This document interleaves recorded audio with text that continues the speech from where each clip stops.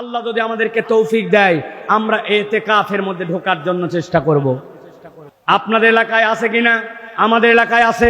ভাড়াটিয়া ইতিকাফকারী একজন থাকতে চায় না, ওক বলছে তোকে রিক্সা চালান লাগবে না, মসজিদে আয় 2000 টাকা দিব হয়নি, লুঙ্গি দেওয়া হবে 2টা, আর বহুত লোকজন হাদিয়াটা দিয়েও দেয়, পাবু সব মিলে 3000 টাকা হয়ে যাবে, রোজাও থাকা হবে আবার ইতিকাফও করা হবে। ভাড়াটিয়া ইতিকাফকারী কেন বসাইছে? এরকম আছে কিনা ভাই? আহা, আল্লাহ নবী সাল্লাল্লাহু আলাইহি ওয়াসাল্লাম জামে মসজিদ কেন্দ্রিক ইতিকাফকারীকে সিলেক্ট করলেন। এটা হচ্ছে আপনার জন্য ওয়াজিবুল কিফায়া, এটা আদায় না করলে সকলে গুনাহগার হবে। আর আপনি আমি ভাড়াটে ইতিকাফকারী হলাম। ও আমার ভাইয়েরা, ও আমার বোনেরা, আপনাদের জন্য বলবো, আসেন আল্লাহর জন্য take a vacation for 1 day or 2 days or 3 days। আপনি আল্লাহর জন্য একটা ভ্যাকেশন বানান। আপনি কত এক্সকারশনে যান, আপনি কত ট্যুরে যান, কিন্তু আপনি জীবনে একদিন ইতিকাফের জন্য যান নাই। একদিন মাগরিবের সময় ঢুকবেন, পরের দিন বের হবেন। আপনার জন্য 24 ঘন্টার ইতিকাফ। আল্লাহ নবী সাল্লাল্লাহু আলাইহি ওয়াসাল্লামের ঘোষণা অনুযায়ী আপনার থেকে জাহান্নামকে আদিগন্ত 3টা খানাদিক আপনাকে দূর করে দিবে। অথচ ইমানদার কত কাজ করে, ইতিকাফ করে না।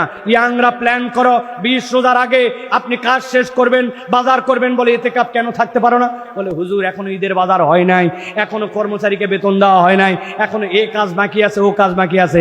আর কতগুলা মুরব্বী আছে আজগবি বাড়ির থাকে, তারপরেও জীবনে ইতিকাফ করে নাই, আছে কিনা?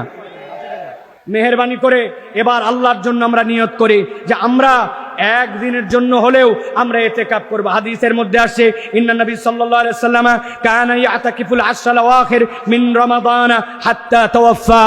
মৃত্যু নবী করিম সাল্লাল্লাহু আলাইহি ওয়াসাল্লাম যতদিন বেঁচে ছিলেন, নবীজি রমজানের শেষ দশকে ইতিকাফ করেছেন। অতএব আমরা এবার শপথ নিতে পারবো কিনা যে হুজুর 10 দিন তো অবশ্যই বেটার থেকে বেটার, কিন্তু না পারলেও 3 দিনের জন্য, 2 দিনের জন্য আল্লাহর জন্য আমরা ইতিকাফ করতে চাই। কারা কারা ইনশাআল্লাহ বলেন? আসেন কারা কারা? হাত তোলেন।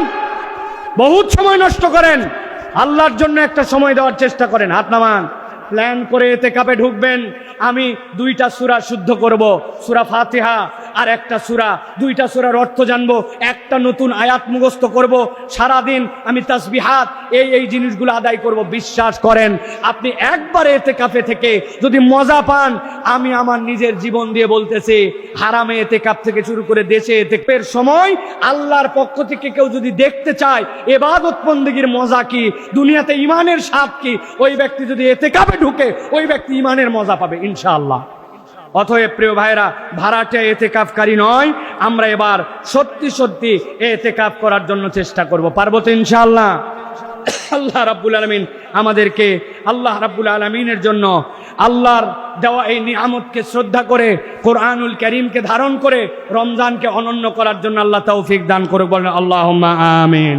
আল্লাহ আমাদের সকলকে এবছর যেন লাইলাতুল কদর মিলিয়ে দেন। বলেন আল্লাহুম্মা আমিন।